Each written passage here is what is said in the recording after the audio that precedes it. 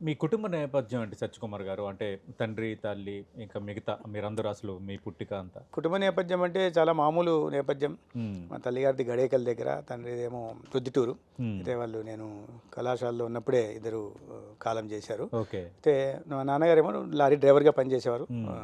Mother తర్వాత ఆమె మాకు తెలిసిన వాళ్ళ ఇళ్ళలో కూడా వాళ్ళు వంట పని చేస్తూ ఉన్నారు. ఓకే. అటువంటి నేపథ్యం నుంచి వచ్చాను. అయితే హ్మ్. మా సిస్టరు నేను చిన్నప్పుడే తనకి నాకు 15 ఇయర్స్ ఏజ్ గ్యాప్ ఉంటుంది. ఓకే. తను కూడా బ్యాంక్ ఆఫీసర్ ఉన్న, తను కూడా క్యాన్సర్ కారణంగా. మీరిద్దరేనన్నా? మీరిద్దరే? లేదు, మేము నలుగురం. నేను చిన్నవాడిని, మా హ్మ్. అక్కయ్య అందరికన్నా పెద్దది. తను హ్మ్. బ్యాంక్ ఆఫీసర్గా ఉన్నింది. క్యాన్సర్ కారణంగా అక్కయ్యని కోల్పోయాను, అమ్మను కూడా క్యాన్సర్ కారణంగా కోల్పోయాము. మా నాన్నగారికి కూడా క్యాన్సరే కారణమని అనుకుంటున్నాం. అయితే అప్పుడు తెలియదు అది. హ్మ్. హ్మ్. సో అక్క తను బ్యాంక్ ఆఫీసర్ కూడా, అందుకే నేను నాగర్ కర్నూల్లో, మహబూబ్ నగర్లో, హైదరాబాద్లో ఈ అట్లా రకంగా 3, 4 రాష్ట్రాలకి మీద పరిధి ఉంది. చదువుతూ ట్రాన్స్ఫర్లు జరుగుతున్న నేపథ్యంలో వెళ్ళాల్సి వచ్చింది. హ్మ్. అయితే పొద్దుటూరులో స్కూలింగ్ జరిగింది, నాగర్ కర్నూల్లో ఇది జరిగింది. తర్వాత మదనపల్లి అంటే అమ్మా, నాన్న బాధ్యతను అక్క తీసుకుంది మీ ఆ, విషయంలో. మా తల్లిలాగే నా ఓహ్! అక్క గ్రేట్. తీసుకుంది. సోనీ గోకుల్ మా అక్క ఓకే. పేరు. సోనీ గోకుల్. ఓకే. వాళ్ళ పిల్లలు ఇద్దరు డాక్టర్లుగా ఉన్నారు ఇప్పుడు. ఓకే. సరే, తను పెంచింది. అందుకని నేను వివిధ బెంగళూరులో చదివిన, మదనపల్లికి వెళ్ళిన తన కారణంగానే ఆడికి వెళ్ళాల్సి వచ్చింది. ఓకే. ఇది నేపథ్యం. రైట్. అది మీరన్నారు క్యాన్సర్ అంటే అక్క క్యాన్సర్‌తో చనిపోయారు. అమ్మ క్యాన్సర్‌తో చనిపోయింది. నాన్న కూడా క్యాన్సర్‌తో చనిపోయారన్నది అనుమానం. మీకొక మంచి ఛాన్స్ కదా! ఇప్పుడు వైద్య ఆరోగ్య శాఖ మంత్రిగా. క్యాన్సర్ అనేది దేశవ్యాప్తంగా విస్తరిస్తోంది. రోజు రోజుకి కొత్త వైద్య చికిత్సా విధానాలొస్తున్నా.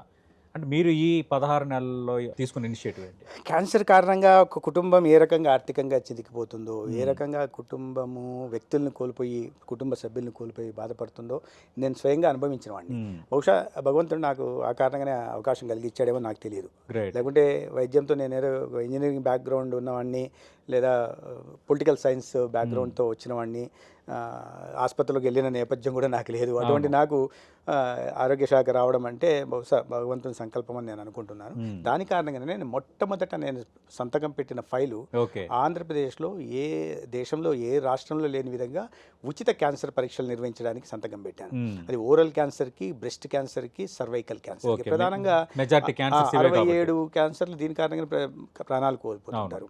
మొట్టమొదటి చేసిందంటే క్యాన్సర్ బర్డెన్ ఎంత ఉందని. హ్మ్. 2022 గ్లోబోకాన్ సర్వే ప్రకారం 75,000 కేసులు, కొత్త కేసులు ఆంధ్రప్రదేశ్లో వచ్చాయి. ఓకే. 42,000 మంది చనిపోయారు. హ్మ్.